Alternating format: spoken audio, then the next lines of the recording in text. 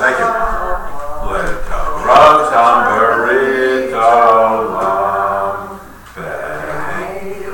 bein b'nei Yisrael otile lam ki sheshet yomi asa Adonai et hashamayim v'yataret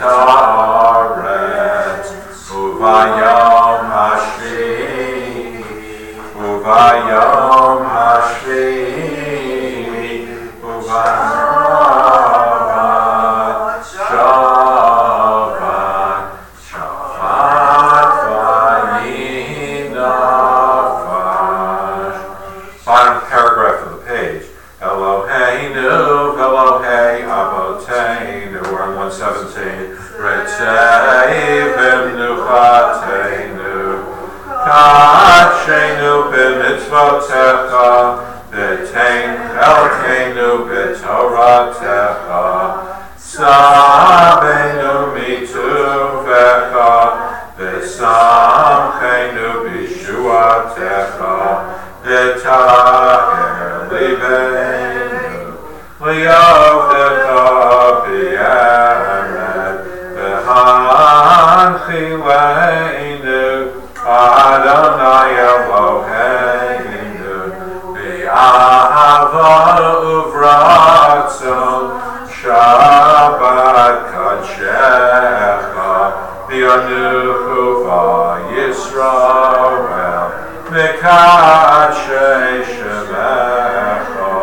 Baruch Atah Adonai Mekadesh HaShabbat. On 118 on the left-hand side of the page, the larger letters where it says Modim, we proclaim. We proclaim that you are Adonai, our God and God of our ancestors throughout all time. You are the rock of our lives, the shield of our salvation in every generation. We thank you and praise you for our lives that are in your hand, for our souls that are in your charge, for your miracles that daily attend us, and for your wonders and gifts that accompany us evening, morning, and noon. You are good, your mercy everlasting, you are compassionate, your kindness never ending. We have always placed our hope in you.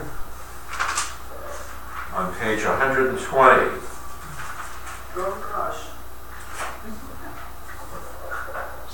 Lie, die, die, die, die, die, lie, die, die, lie, die, die, die, lie, die, die, die, die, die, lie, die, die, die, let it die, die, die, die, die, lie, die, die, lie, die, die, die, die, let it die, lie, die, die, die, die, let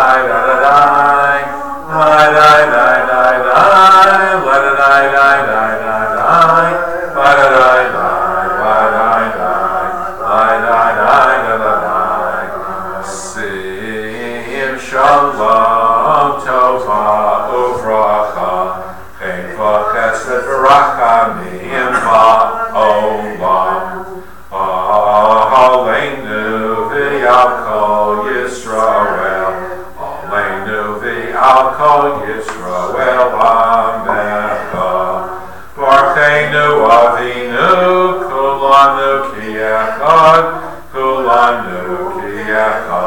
V'yor panecha ki v'yor panecha natata alanu Adonai Eloheinu Torah chayim v'yavat chesed u'tzedakah v'racha v'rachamim v'chayim v'shalom v'tov v'einecha levarech et amcha Levarech et amcha Yisrael v'chol eit uv'chol sha'a v'chol eit uv'chol sha'a v'shlomecha.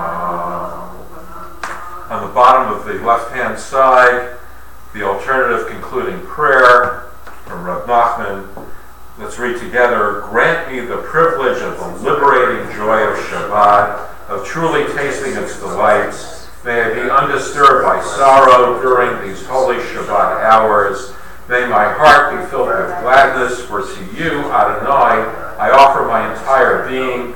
Help me to expand the dimensions of all of Shabbat's pleasures, to extend the Spirit to the other days of the week. Show me the path of life, the fullness of your presence, the bliss of being close to you forever. May the words of my mouth and the meditations of my heart be acceptable to you, Adonai, my rock and my redeemer. May the one who brings peace to his universe bring peace to us and to all the people of Israel. Amen. Ahoseh shalom v'rama, u'yaseh shalom aleinu, ve'al kol Yisrael.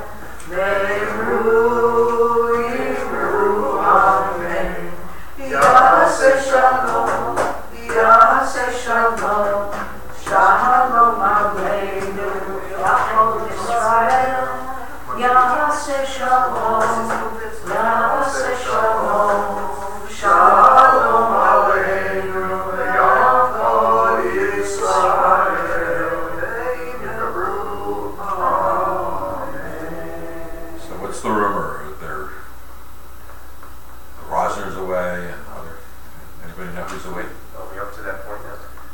I'm just trying to figure out how to. Just proceed normally. Well, proceed normally is the Torah service, Right so now. we can't do that. Yes. It doesn't have Torah service. Right. So, We'll talk about the Let's parasha. talk about the Torah You give parasha, and then we'll go back if we have. all right. So here's what I thought. A couple of weeks ago, a month ago or so, we learned some of Pirkei Avot.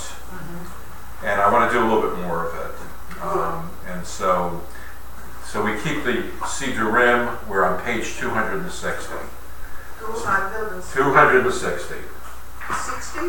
260. 260. I want, before we start doing this, ask you something. Uh-oh. We talked last week about the Tariq. Yes. And we did get the sample, and we got, Hersher from Israel, from the Rabbanut HaRashit, that it's a kasher. For what? The talis is kosher, and, Yes. and blah, blah, blah, blah. Now, the talis doesn't have any blue thread. Right. So, Well, what happened was that the organism, the mollusk, the chilazone, that makes the blue, that we think that the blue came from, was lost. We didn't know where it was, we didn't know what it was, and so the rabbis reluctantly said, listen, either we abandon wearing talit altogether, or we just say, listen, if you don't have it, you don't have it. You don't have perfection, then get close to perfection. So in more recent years, people have claimed that they have the color, that they have the right organisms, and they've been able to find that product. But once the rabbis gave a heter, a permission to do a completely white without the blue, it's kosher. it's kosher, and if you want to be extra kosher, you do this. I'm not 1,000% sure that this is exactly what they had 2,000 years ago. I have no way of knowing this. I trust the fellow in Yerushalayim that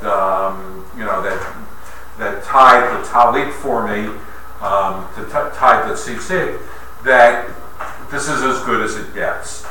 But a completely white one is certainly still kosher. So, But the blue is so pretty. what's that? And What you're talking blue? You're talking blue. His talis is blue, but this is not the blue we are talking She's about. I know. she has it on her. well, I have some blue in here. Yeah, he happened to have there, but this his talis is blue. It doesn't. Well, this part is optional. This part, whether it's blue or not, is optional. This is the part that needs the blue. So, Just so you know that it's on. So what is important to know? Yeah. all right, so and of course what we didn't say is that the Israeli flag, the blue of the Israeli flag, again guesstimated what that blue shade was. So that's where it comes. That's where the blue of the Israeli flag comes from. All right. So we're on page 260. We had already done chapter 1. I did some selections, and I'm hoping we can do a few more of this. Again, let me repeat. Pirkei Avot is just means the paragraphs, the chapters of our fathers, but in truth, it's come to mean these are the ethical sayings of our ancestors, Avot, our ancestors, and it starts out that what we have is an unbroken chain from Moses to future generations, and the way this is done is that you can see in chapter 1 that the first rabbis said this, and then the next generation of rabbis had this thing to say, and it's all part of trying to convince us that the chain has never been broken. Some people would say that, of course, it's there's been some times when nobody was giving over to the next generation, but this would have you understand that, of course, it keeps getting handed down, and there's a direct line to Moses, and of course Moses was taught by God on Mount Sinai. So this is the good stuff. Whether you buy it or not, it's certainly Kodesh. It's certainly something that's holy and something that's wonderful. And whether it's exactly what Moses would have told you, each of these rabbis had their own life's experience, and they would teach their students, and they'd say, I would like you to be kind to the next person. I would like you to judge the next person kindly. I would like you to be careful about your mitzvot. Everybody would have their saying. And so these are their sayings. So the first one is on the left-hand side. Rabbi Yehuda Hanasi, the compiler of the Mishnah, who goes by the nickname of Rabbi Omer, what is the path of virtue a person should follow? That which brings honor to one's maker, as well as respect from one's fellow human beings. So this is the Derech Yashar, the path of virtue. Yashar means a right path, right ahead. When you're in Israel and you ask for directions and they tell you it's down there, they say Yashar, Yashar. It's down the road. And in fact, in the Torah there is it sounds like there's another people out there. They're called Bnei Yeshurun. And you say, oh my God, is there another people? The people of Israel and the people of Jeshurun? No, when the people of Israel follow the right path, the Derech Yashar, they are Bnei Yeshurun. So that's a praise to us. There's a temple in Manhattan called Bnei Jeshurun, and they're always a little innovative in terms of of how they do things. So if you see the name, it's the way of virtue that we should always be bringing honor to one's maker, as well as garnering respect from your fellow human beings. So if you're brash, if you're harsh, then you're not going to be getting respect from other human beings, and you probably aren't on the right path. Be as attentive to a minor mitzvah as to a major one, for you do not know the reward for each of the mitzvot. So it's very easy sometimes to do a mitzvah. Saying Amen to my prayer is a mitzvah. That's an easy one. So you say, well, I'll do the hard ones because that's the ones that, God's not going to reward me very greatly for saying Amen to your bracha. But you never know what the reward is going to be for each of the mitzvot. Weigh the loss incurred in performing the mitzvah against the gain. conversely weigh the gain of an Avera against the loss. So, you know, don't, it actually almost tells you in a sense, don't try to do a risk-benefit ratio. Try to do the mitzvah as best you can. Ponder 3 things and you'll avoid committing an Avera. Keep in mind what is above you, that here there's a camera on me, but in an hour or so there's not going to be a camera on me. No one's going to know what I'm doing. And if you remember the Moses story, Moses looked right, he looked left, and then he kills the Egyptian. But in truth, you never know who's looking, and certainly God is always looking. So, 3 things. What's above you, an eye that sees, an ear that hears, a book in which all your deeds are recorded. So we are almost in that last third or quarter of the year before Rosh Hashanah.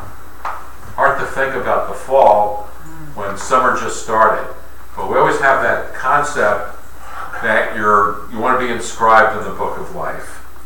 So all your deeds are recorded in a sense. And if you think that isn't true, they're trying to tell you that you can't get pious at the beginning of Tishrei and then spend the next 350 days sinning and think that that's going to do you good over a time period. God knows what your pattern is. So one of the things that might have been going on at this time, again, you have to postulate what might have been going on at this time, is that the beginnings of some Greek philosophy was starting, and the Greeks believed in something called the fates. So things are very much predetermined. And so we don't believe that. We believe, because if you believe that fate takes care of everything, then you just go along with what, you know, where the flow is going. You have choice. The path of virtue. You have a path of virtue, and we're trying to determine that neither the fates nor God Himself is completely in charge of what you do. So when you say, God, you know, the devil made me do it, or whatever you want to say is your excuse, that you don't have an excuse. The fates are not in charge. God's not in charge. God gave you free will, because if you didn't have free will, then you'd say, well, I didn't have free will, so I missed services for a year, and I violated the 10 Commandments and all this other stuff, but it was all predetermined. It's not predetermined. So any questions about Mishnah number 1? I didn't understand anything. Okay. Anything in particular you partially understood and then want me to elucidate? Good point. I don't know. I cannot. Okay. Can I just say something? I Yes. really appreciate it. Yes. This is what I want. I want some Okay. feedback. I love this second part here about being as attentive to a minor mitzvah as to a major one, because ultimately we never know. And I think of little day-to-day things such as making a cashier at the supermarket smile who's having a horrible day. And there's a way in which I could just think, oh well, big deal. And in fact, I don't know how much that meant, and it's a good thing to do anyway. And it makes me feel good selfishly. But I just really appreciate that, because ultimately we never know the impact. Right. So your first instinct when you see somebody being gruff behind the counter is you want to be gruff right back, right? Hey, I'm the customer. The customer's always right. Who are you to give me a negative attitude? And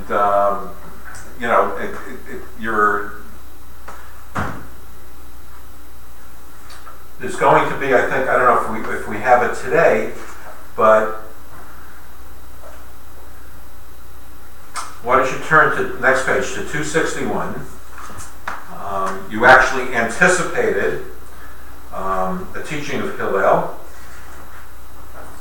So, paragraph 5, the third line, do not judge your fellow until you stand in their situation. So we always have that line, don't, you can't judge the next person until you're walking in their moccasins, and so we have a predecessor of that saying that says, put yourself in that person's point of view. She's standing, at the checkout counter for 8 hours with 15 minutes somewhere in the middle of it, and, every 2-3 hours they give her a little bathroom break. And she needs a bathroom, and her feet ache, and she forgot her arch supports, and she's in pain. And of course she's going to be a little grumpy, so you give her a smile, and maybe, you'll give her a break in her misery. I mean, she's making, $11 an hour minimum wage, and, she's saying to herself, is this really worth it? And so if she sees a smile on your part, maybe, that breaks it. Steve, you wanted to say something? I agree completely with the minor and the major, not knowing the consequences of it and how great it might be that you do something minor that is helpful to someone. I question the motivation that's pointed out by the rabbi, the motivation being to gain the benefits of or not have the loss of, because I look at these mitzvahs being pointed out as just a pathway to follow, and that you don't do it to get benefit or to avoid a punishment. You do it because it's right to do, and you do what's right, and that's what makes it right, not to gain for yourself or to avoid a punishment. So I would question that rabbi's interpretation, but I respect that rabbi who they were, and I would just wonder if anywhere along the line another approach is used to interpret it. So if you go back to page 257,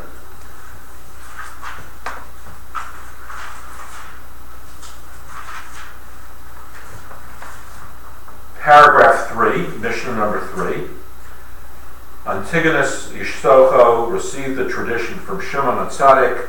This is a favorite teaching of his. Do not be like servants who serve their master expecting to receive a reward, but rather like servants who serve their master unconditionally with no thought of reward.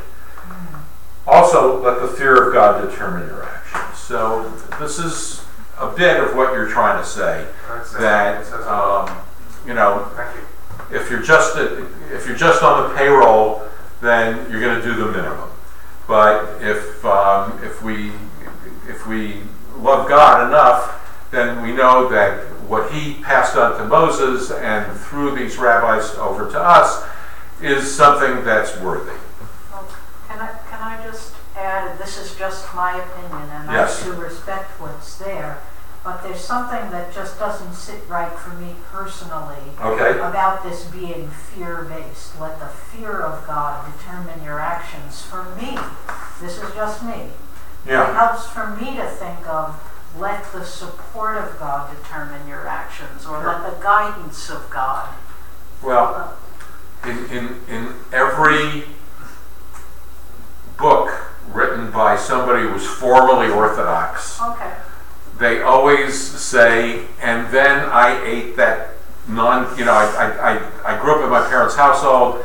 No non-kosher food ever came in. Even when we went outside, no non-kosher food ever touched my lips.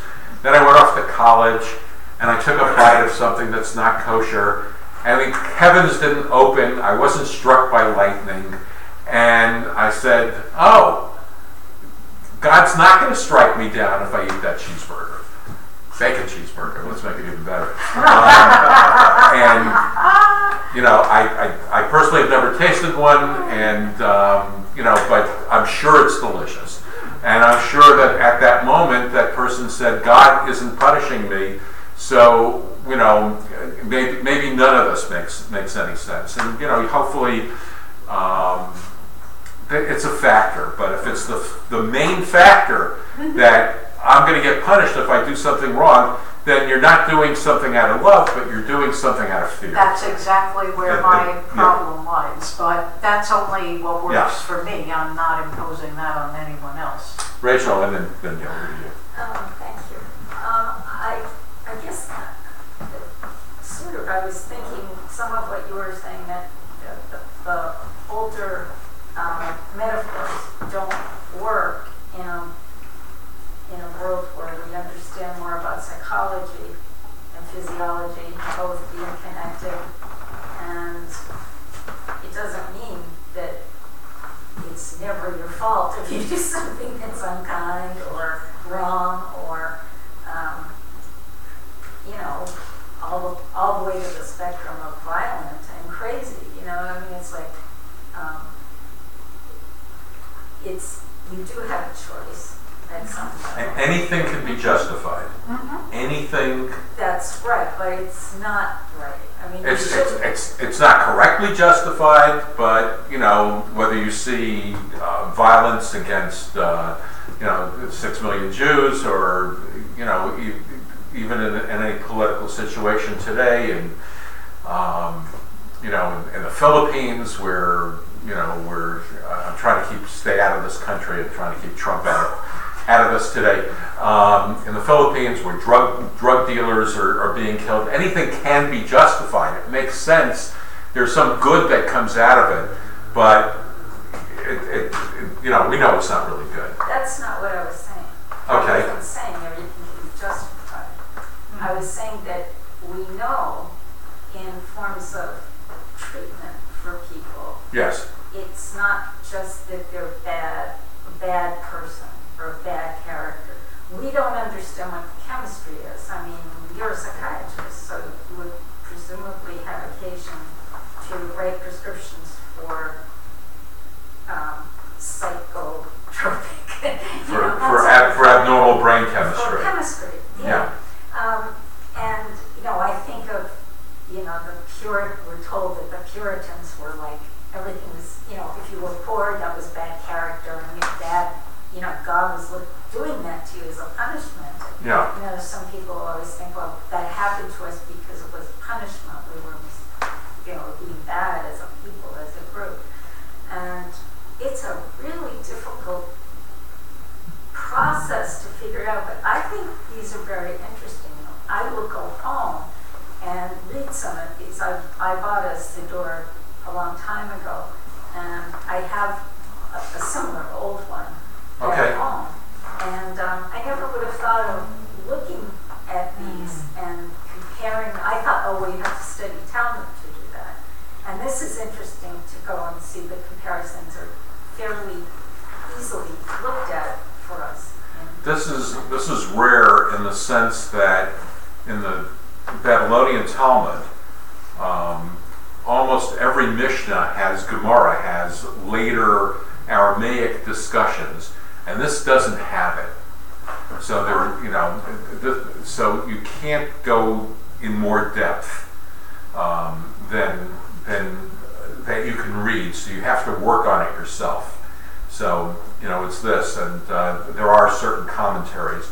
I would, if you're able to go online and just say commentaries to the Pirkei Avot, the Ethics of Our Fathers, you may get some very interesting interpretations.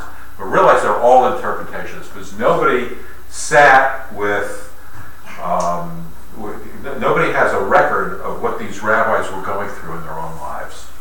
I'm sorry, we're over to you. No, sorry. No, it's your turn. No, I mean, just thinking about, there was a commentary I read a couple of days ago about all of this actually being encapsulated in whether you are a bestower or a receiver. Yeah. Are you consistently wanting to receive? Because if you do that, then you're leaning towards not loving your fellow man, not loving God even, because all you want to do is get stuff. Yep. And the other side being a bestower, that's more, that's more towards you want to love, you want to give, that's what you want to be a conduit for God, and that kind of covers everything. And I like the idea, it isn't God's fault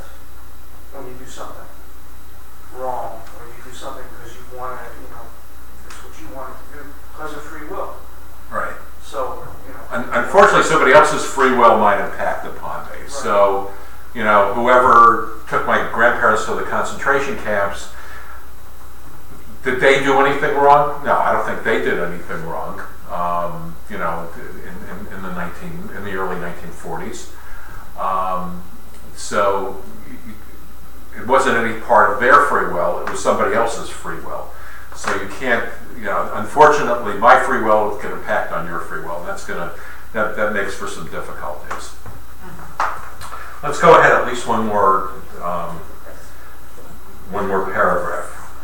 Rabbi Gamliel, the son of Yehuda Hanasi, so this is one generation later, taught the study of Torah is commendable when combined with a gainful occupation. It's very interesting because there is a tradition among some of the Haredi community, the ultra-Orthodox community in the United States and in Israel, of kollel, of somebody studying all day because that's what the men do, and the women go out and they earn the living, and the men are good for the genetic contribution they make to the many children that they have, but they don't have to earn a living. And that, I think, is an exact contradistinction to the study of Torah is commendable with a gainful occupation, that you should do both. A number of the rabbis actually did have, I don't know when they found time, because they ran great academies and they had many students, and they somehow had a store. My fear is that mostly the women ran the store, but somehow they had to be there occasionally and to do it. So when a person toils in both, sin is driven out of the mind. That who has time to sin? Who has time to dally with the person that's flirting with you when you've got to leave work in order to get to the academy to study some more Torah, to get to shul, to make the minyan. So if you're fully scheduled, it's very difficult to go off schedule. That's the first thing. But it's also ennobling, because if, in a good sense, because if you think that all you're put on this earth to do is to study Torah, you don't interact with the real world, you actually lose that connection with the people who don't study Torah. And in the opposite direction, it says, study alone, without an occupation, leads to idleness and ultimately to sin. So this is a tough one, because it says to study is a good thing, but study alone can either mean studying by yourself, which I think is a mistake. And if you remember chapter 1, it says that if you study alone and you may come to the wrong conclusion. And if you don't have chavruta, if you don't have a study partner, if you don't have a rabbi who is your authority that you can go to and say, this is my interpretation, what do you think of this? And that person corrects you, you can go, by studying alone, you can go off the wrong direction. But here it mostly means study alone, meaning study without an occupation, leads to idleness and ultimately to sin, because you've got a lot of hours. The rabbi teaches for an hour, and then you're supposed to take 2-3 hours with your chavruta, with your friends, your study partners, and go over it and hash it out. So you could say, look at your watch and say, listen, I got to go home and help or something like that. I'm going to cut out early. So, but really, it's time that you're spending at the gambling parlor or with someone that's not your wife, or whatever you could be doing wrong. So that's the idleness part of it. You could get away with it. No one's taking attendance as long as you took the first hour with the rabbi. Then no one's going to tell on you that you went off without your chavruta. then there's the next one. He goes, again, he says a bunch of things. All who serve on behalf of the community should do so for heaven's sake. Their work will prosper because the inherited merit of our ancestors endures forever. God will ultimately reward them as though they had achieved it all through their own affairs.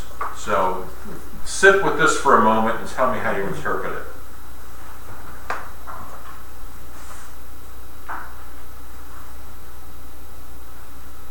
But everything that we do and everything we achieve is based on whether it's have gotten us to the point of the starting point. So obviously the ancestors play a key role in any current successes.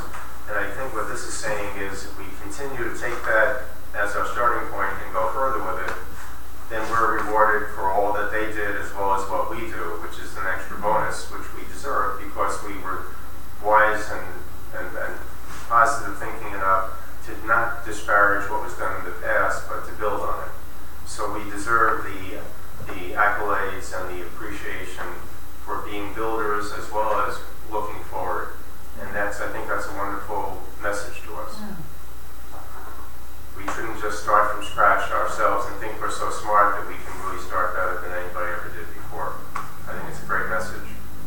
So if you look in Mishnah B, next to the last sentence, Shezechut Avotam, the Zechut Avot that we have is that we have the merit of our ancestors all the way back to Abraham, Isaac, and Jacob.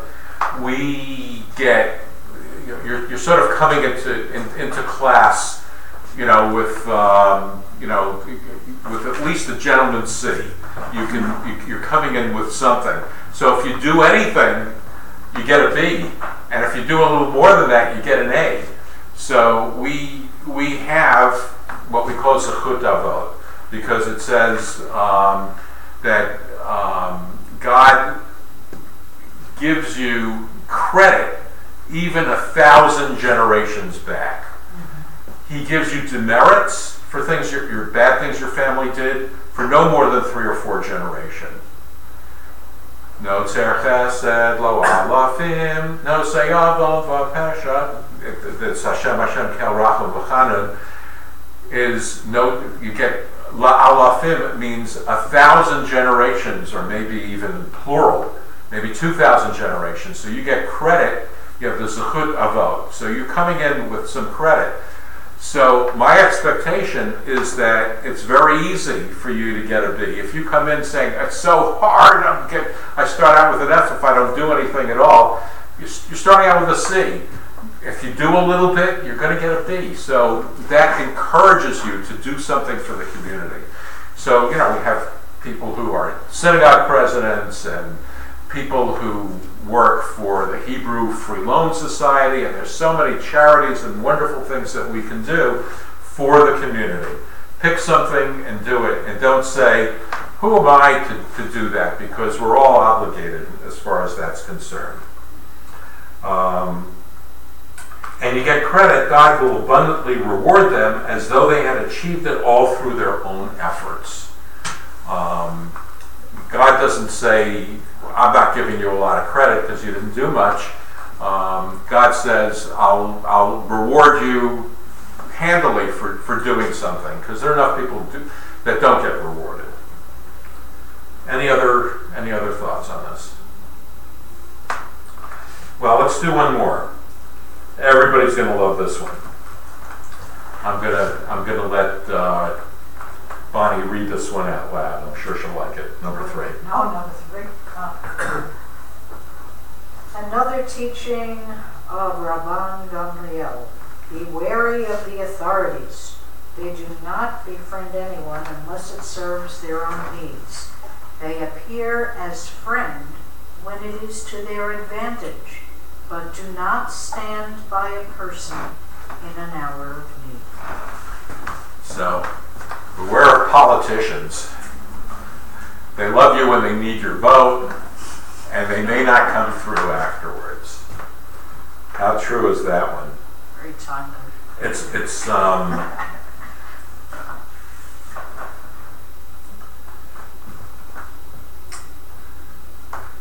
any more thoughts on that? didn't sit quite right with me. Please. When you said that, and it's not just them, but when you said whoever was taking the Jews to the concentration camps, it wasn't their fault. In a way, what you just read, if they felt in any way, shape, or form that it wasn't right, then they could have stopped. Like certain people, there are some people who did and have done in the past. They've given their lives because they trusted God. Yeah. And they loved enough. So again, that's their free will. I understand it also says you have to obey your authorities as well. However, if the authority, like we just read, is not right, and you know in your heart that it's not right, then you have that right that God gives you to disagree and refuse to do what you know is not right. So if somebody's got a gun at your head and says, get on that train to the concentration camp, what would you do? You personally? In that instance, some of them weren't being told they were going to a concentration, they were told they were going somewhere else. Yeah. But if I knew, I would hope, let's put it that way, I would hope that if I knew, just like what happened with those kids in that elementary school, not an elementary school, in Columbine, a gun was to a young girl's head and was asked, deny God, she gave her life. I'm saying that I would hope that I would be able to do that. I don't know. But that's a choice that out of love, if I were able to give my life to save people, like there was just one quick example with the person that allowed Albert Einstein and his wife into the United States, the FBI agent, who not only saved him and his wife, but a few, like 1,000, some greater number who he allowed visas for, even though J. Edgar Hoover was telling him, you can't do that. He still did it. And that's what I'm saying. Wow. Things like that. Please. The moral, when he first started saying that, I think the moral question is the man holding or woman holding the gun. And they do have a choice. And we don't need to respond blindly to authority, but it can be very, very costly to stand up to authority. And in fact, oftentimes you pay a tremendous personal price for not going along. But we do, but it goes to the man or the woman actually holding the gun, not the Jew with the gun at their head. And I might add, because I don't want anybody to be happy, that had the Jews, had a different personality type and know more what was going to happen to them in the Holocaust, but even when they did know what was happening, the Jews were far too compliant. They were far too patient. They were far too willing to be sent to their slaughter. And I'm not blaming the Jews, but that's one of the reasons why some of us turn to Israel and go, right or wrong, I'm 100% with you. I think we're getting That covered a lot. almost too far from what the from what the Pirkei Avot was trying to give us here. But this is painful for me because you're saying that my 70-year-old grandfather, could have fought back in a sense. Well, you do have to think that if 11 million people had fought back, 11, 12 million people had fought back, as the Jews in the ghetto in Poland did, it certainly would have slowed the Nazis down. It slowed them down, but did it make a difference in the end? Did the Warsaw Ghetto end any differently? Yes, we have admiration for the Warsaw Ghetto because the people fought back. But in the end, did anybody make it out that wouldn't have made it out at the beginning? Well, there are examples like I think it's the Belinsky brothers. The Belsky brothers are just, they're the exceptions. They're the exceptions. People got into the forest. People did. Young people got into the forest and they stole guns and they found some ways to fight. but that's 1/10 in a sense. You could kind of talk. And I don't want to go too much further on No. this. I'm 'Cause, saying you kind of buttoned it up with saying that the nation of Israel was born out of this. In a lot of, in all honesty, it was born out of it, and so that's the great lesson to me. Even though I wish the bill was easier to pay than 6 million lives for Israel. I think I think the Balfour Declaration in 1917 said the Jews should have a homeland, and that we should have gotten the homeland without a bill of 6 million. All right, I think I got a few more minutes here. Let me skip over to 261. All right. So, somebody want to read? Rachel, go ahead and read. Number 5. Yep, mission number 5. Hillel taught, do not withdraw from the community. Good stuff right there. Do not be sure. No, just stop right there. Do not withdraw from the community. Very good. That's worthy of some individual thought. How do you interpret this? that's why I'm back in shul. Well, you can criticize from a distance and you can make all the complaints you want, but you can't influence the future of the community without being a part of it. So the teaching is saying stay a part of the community and try and mold it, even if slowly, in the right direction. And the community makes mistakes, but your best, your first instinct is forget it. I'm going home. I'm taking my bat. I'm taking my ball. I'm going home. I'm not going to play with you guys because you made a bad decision. And communities make decisions all the time. They make tough decisions. We in Springfield went from 3 Orthodox synagogues to 1 Orthodox synagogue, from 2 conservative synagogues to 1 synagogue. The Heritage Academy is hanging by a thread. These are all tough decisions, and everybody gets themselves very worked up. And maybe the decisions are good, maybe they're not good. But al tifrosh min hatzibur is do not withdraw from the community.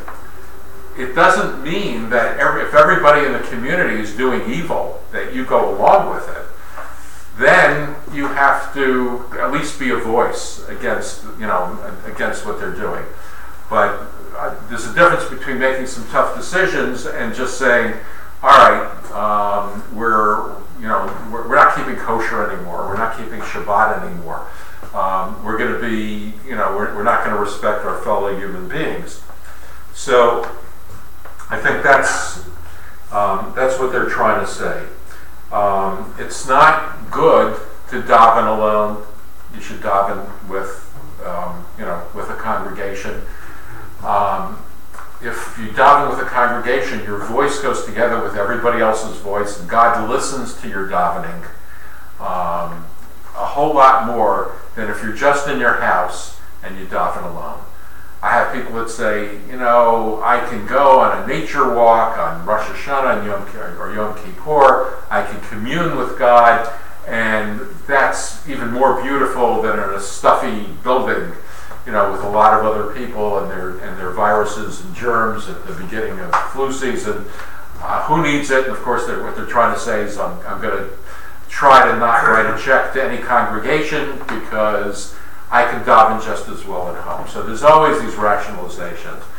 And the truth is that we have this need for cohesion.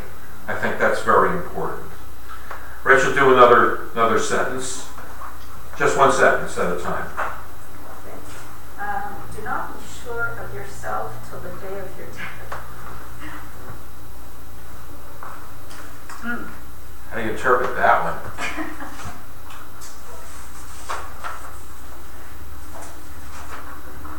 In a way, it's supporting us in being humble. Too arrogant. Exactly. Exactly. Certainly, whatever your position is, it's always good to re-examine it. You know, we would hope that people are not so dogmatic. I'm a Republican, I'm a Democrat, I'm a liberal, I'm a conservative. Certain situations, if you can be very sure how to apply it until it affects your own family, whatever I had dreams for my kids, none of them kept any of it, You've heard me say a number of times, 3 girls, 3 requests when they were little. State university, elope, don't work for a nonprofit. I'm 0 for 9. I paid tuitions to 3 private colleges, or helped somewhat, and none of them eloped. 3 wonderful expensive kosher weddings, but it was my pleasure that my kids could even want a kosher wedding, and all of them worked for nonprofits. So, whatever I thought would happen, nobody wanted to have a beeper in their pocket to be doctors. Nobody wanted to do any of the things that I thought they might want to do. And, you always, if you're as certain as you are, life's going to smack you in the face and tell you something else. Yeah. Please. No, I didn't want to interrupt Oh, you. no, go ahead. Well, I was just going to even bring this down to a more day-to-day level. Yeah. What you said about re-examining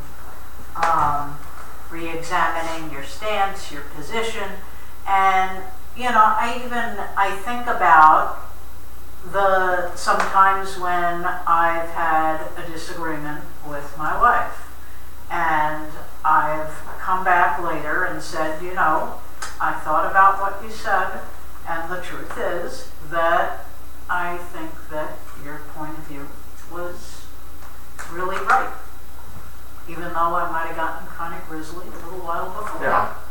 And it's actually been very connecting and unifying. So it's not an easy thing to do, but I'm working on it. It's very tough to say I may have been wrong. As my staff at work says, Dr. Churowsky's main exercise is jumping to conclusions. So, you have to have some flexibility. All right, somebody else want to read? We're going to wrap it up, and then next week we're going to start again at number 6. Someone else other than Rachel. Please, go ahead, read. With a booming voice. Did you say 6 or continue? No, 5? continue 5, and next week we'll pick up at 6. Do not judge your fellows till you stand in their situation. Do not say it is not possible to understand this, but ultimately it will be understood. Do not say, when I have leisure, I will study, for you may never have leisure. So this is, I'm going to skip to the end, and then somebody else can talk about the middle part of it. I'm busy. This is the other thing. So learning Torah is for your leisure time. You have to make a living. You have to be a father to your children. You have to be a wife to your spouse. You have to be a good brother. You have to be a good sister. You have to be, you have to visit your mom in the nursing home. And there's so many things. And you say, one day I'll retire, and that's when I'm going to study. And the truth is, how many people do I know who soon after they retired, health things, happened to them, cognitive impairment where their attention span wasn't so good, the possible Alzheimer's started to come up, and they can't follow studying Torah. So if you say, I'm going to put it off, I'm never, for my leisure time, that's a lethal mistake, because maybe you'll never ever have that time. So I only can say that all this paragraph particular, I was brought up as a child with this. don't say later, because maybe you not have the time later to do it. You know, all these things, you hear this from your parents, from the Yeah. time that you're growing up, so. Well, it does say Pirkei Avot, so you can make the Avot your, you know, the rabbis, but you could also make it your, you know, the generations before you. So it's very I funny. just say this, the one is, Sorry? אל תגיד את חברך שתגיע למקומו. I just said it to my friend. Yeah. She's all the time in pain, and now I'm in pain. I said, well, you know, now I can use this sentence. Don't Yeah. judge me. That's, It's so, I think, the most realistic from all what we studied. This is the most realistic thing. So what I want to end with is, do not say it's not possible to understand this, for ultimately it will be understood.